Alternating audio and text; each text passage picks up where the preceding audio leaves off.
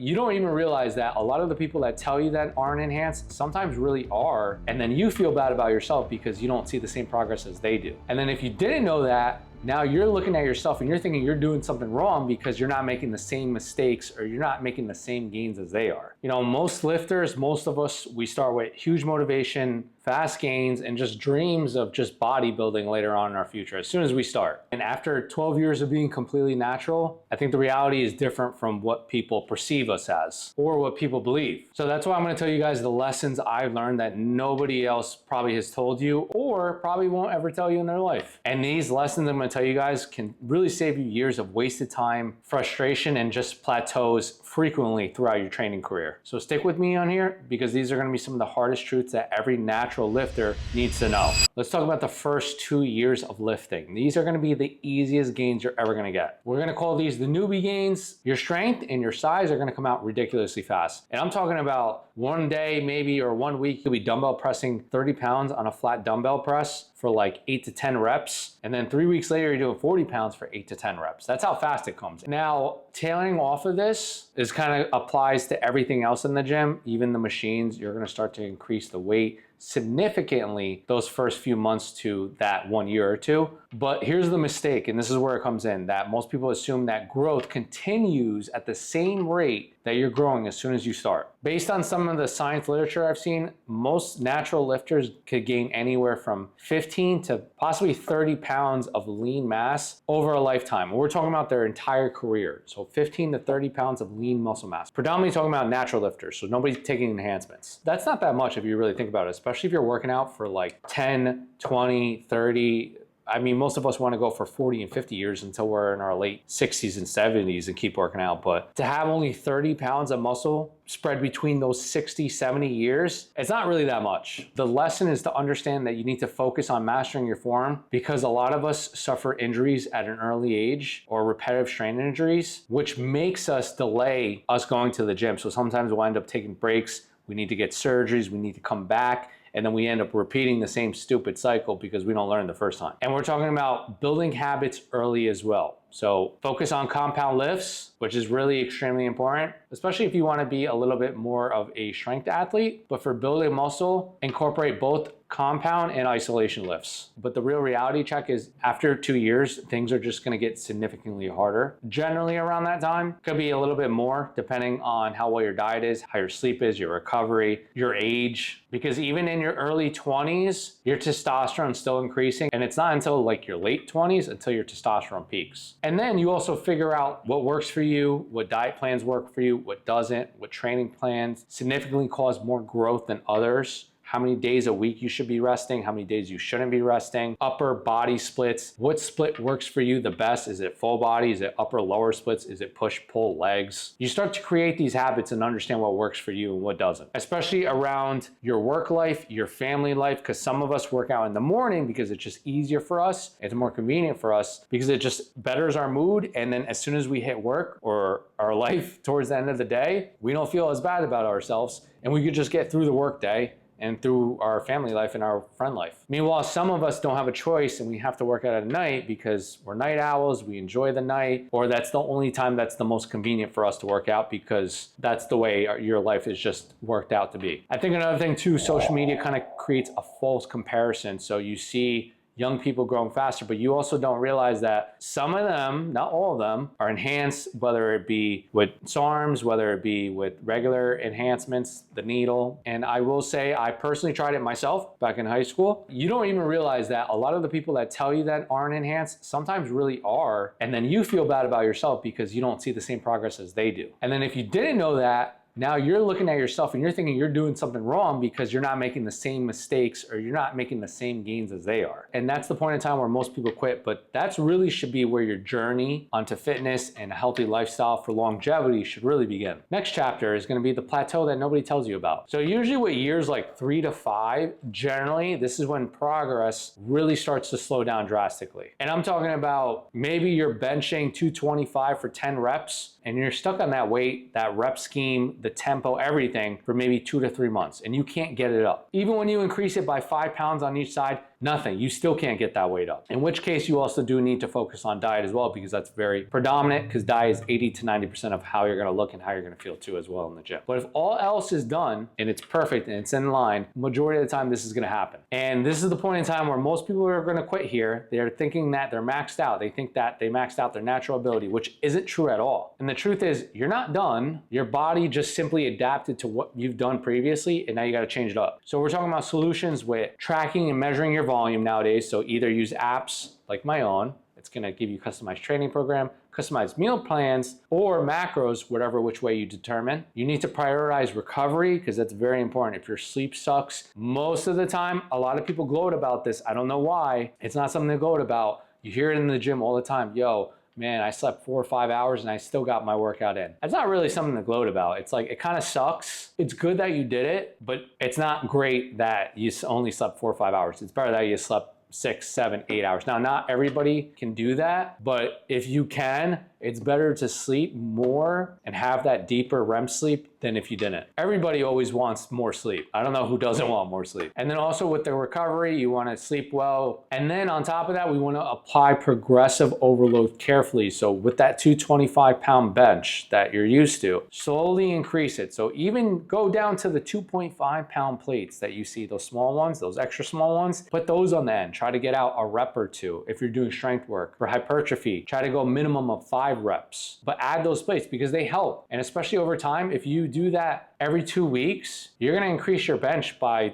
20 pounds in the next 2-3 months. It's really those small, consistent improvements that are going to create a lot of compound over time. And I'll tell you what, those small wins are going to have a huge beneficial effect on all the dopamine, all the serotonin levels in your brain, because it's going to make you want to keep pushing further.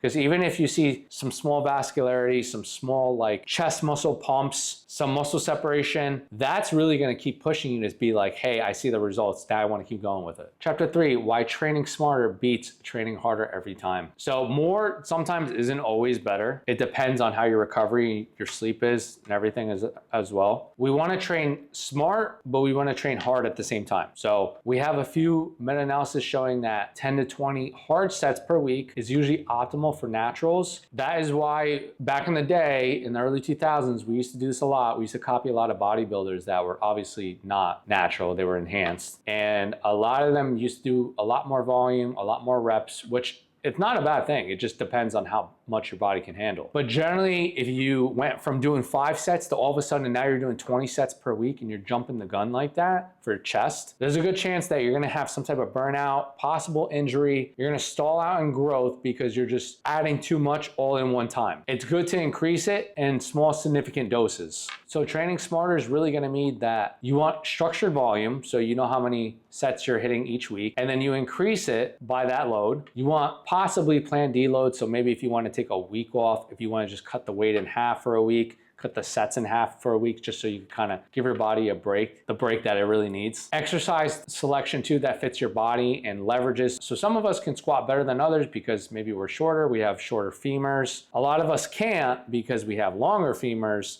our torso shorter, so now we have to hinge at our hips a little bit harder. So it's gonna make the movement a little bit more significantly different. If you have longer limbs, it's gonna help you essentially with your deadlifting, but I don't really incorporate deadlifting into my hypertrophy. If you have longer limbs, it's gonna help you with certain movements like a bent over barbell row with a deadlift. It's not gonna help you with the bench press. My experience is that you have to train intelligently, and that's what really kind of kept me consistent over the decade. But don't get me wrong, I've also ego lifted back in the day. This is why I've had multiple surgeries. But if you don't learn from those lessons and what particular exercises cause those injuries, even with good form, you're just going to keep repeating the same patterns. Not every exercise in the fitness industry is credible or useful for you in particular. Chapter 4, the diet truth nobody tells you. So the biggest lesson really is that you don't need to dirty bulk, but you do need a calorie surplus. So we don't need to increase our calories by 500 to 1,000 calories per day. And we do this specifically because naturals rely on training, recovery, and proper fuel. We don't have the same benefit as like other people that are on enhancements or that just started the gym, especially if you're on your first year or two, as I mentioned before, because your gains are just gonna come like that. If you're on this and you're past the 3rd year mark, the 4th year mark, the 5th year mark, you're gonna need some type of calorie surplus because your body's not gonna have really that much energy because your body's not gonna be able to utilize anything to build muscle. In which case, a good sweet spot, I would say, is anywhere from 200 to even possibly 400 calorie surplus above maintenance daily for most natural lifters. You wanna make sure that you're hitting your protein intake for the day, about 1 gram per pound, hit those calories, and then everything else between fats and carbohydrates could be determined based on your recovery, your performance in the gym. If your recovery and your performance in the gym sucks, then maybe tailor your carbohydrates a little bit more and then your fats a little bit less. But usually fats set at a standard of 0.3 grams per pound of body weight. And then some supplements that are usually my staples are gonna be creatine monohydrate. It's gonna help you build muscle and strength in the gym, 5 to 10 grams every single day. That's a non-negotiable. Vitamin D3, it's gonna help you with your mood, create hormone balance, and help you improve your energy. About 5,000 I generally take a day. Magnesium glycinate, always imperative. That's gonna help with your sleep because a lot of us have really shitty sleep. We have anxiety. That's gonna put your anxiety at bay, and muscle function. So I take generally anywhere from 400 to it goes up to 600 milligrams right before I go to bed. Fish oil is very imperative. I always take upwards up to 6 grams per day. But 3 to 4 is a good sweet spot. And this is gonna help you decrease inflammation in your body, help you with your brain health, your joint health, and your heart health.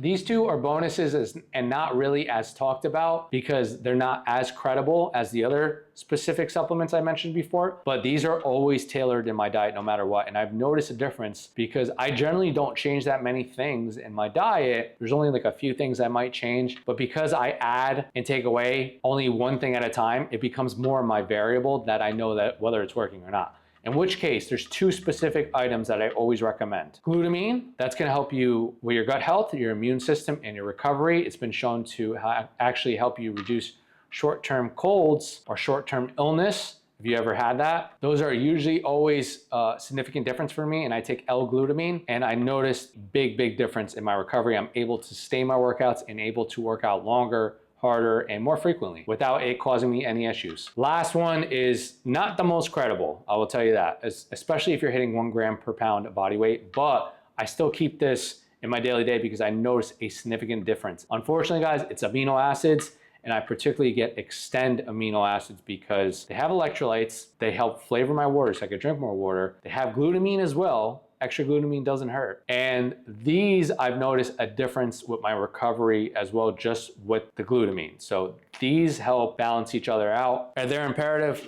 I throw in my gallon of water like I do, and I notice a significant difference in my weight training program. So I always include the aminos and the glutamine on top of the other supplements. But here's the truth. Supplements are just icing on the cake, you guys. Diet is 80 to 90% of how you're gonna look. It's not the gym. Gym helps immensely. Those supplements are gonna help a little bit, but your diet is 80 to 90% of how you're gonna look. I've spent endless years in my early 20s and my teens. Even when I took stuff in my teens, it didn't matter because I only got to a certain point where I looked decent, but I didn't look great. And that's because my diet didn't reflect that. I was eating pizzas, cookies, Chinese food, whatever I could see for half the day. And then maybe like for 1 or 2 meals, I eat chicken and rice, chicken and broccoli. But even so, a good portion of my day wasn't the most healthy, nutrient-dense meals. So 80 to 90% of your diet is gonna determine really how you look. Chapter 5, recovery is the hidden growth factory. Why? Because recovery is everything for naturals. You gotta understand that sleep is your #1 anabolic steroid. If we're picking any steroid, it's gonna be sleep. 7 to 9 hours is generally the most non-negotiable. If you notice a difference, if you have shitty sleep, if you have really bad sleep, it's gonna immensely affect your performance the next day. It's been shown too in multiple studies that frequent sleepers that get up or cut off their sleep earlier than usual, it really does affect your body composition, your performance, your mood, affects everything. That is why we want to prioritize limiting alcohol, limiting stress, and anything that's going to sabotage your sleep. What's worked for me is removing blue light at least an hour or 2 before I go to bed, dimming out my room so everything's blacked out with blacked out curtains, and making sure my AC is around 60 to 65 degrees to keep me cool, nice. I'd never sleep in a hot room. I think it's probably one of the worst things you could really do for your body. Another thing is we could take 2 to 3 days of rest, maybe just going for a walk with your friends, your family, just to kind of de-stress yourself for that entire week, and then hit it again hard on Monday because we all know we're coming back on Monday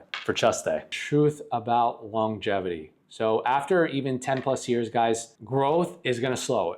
but it doesn't stop. I promise you that. It will not stop. And I still see growth changes in my body every single day to this day. So I don't want you to think it just stops like that. It's like an on and off switch, because that's not how it works. If we could shift focus to either maybe strength training programs, balance and aesthetics. So maybe certain months we could do more strength training programs, and then we could switch back to hypertrophy programs. That can increase your mood to actually want to work out, possibly increase your lifts. And by increasing your lifts, you can inherently grow muscle at a certain rate. And it just changes up the whole routine so you don't stay stuck on the same thing and you don't get sick and bored and tired of it. Another important factor is that down the line, down the years, you're gonna notice this around everybody around you, that when they first started going to the gym, that they used potentially motivation, and that motivation kept them in the gym. But the only thing that really kind of keeps you going and sustainable without the enhancements, without the complete like 360 look on your body, it's gonna be the discipline and just understanding that it's a lifestyle. It's not one day we go to the gym and then we take off for a few weeks. This is a long-term thing.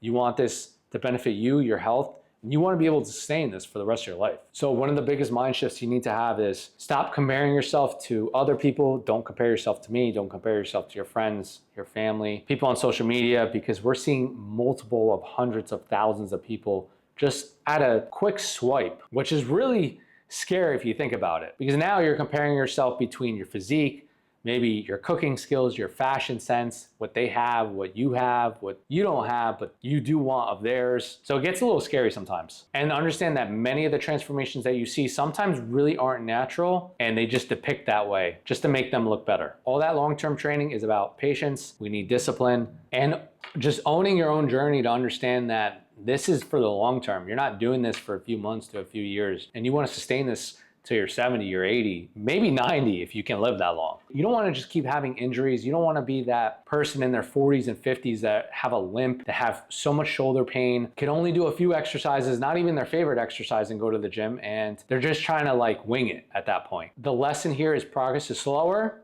but the reward long-term is far, far better than everything you ever expected in your life. And if you're serious about building muscle naturally, we're talking about naturally. No peptides, no enhancements, no TRT, none of that. You need to accept progress is gonna be slower than you expect. That's just gonna happen inevitably. But it's gonna be the most rewarding thing in your life when you know that you did it on your own and that you didn't get help from anybody else or any other thing. And then if you're an overweight male looking to lose 30 plus pounds of fat in 90 days, sign up to my app below. You get customized training, nutrition programs, if you want macros, all laid out, customized, and specifically tailored for you in your lifestyle. So if you want to lose the fat for good and sustain it for the rest of your life, sign up below to my app and let's get you started.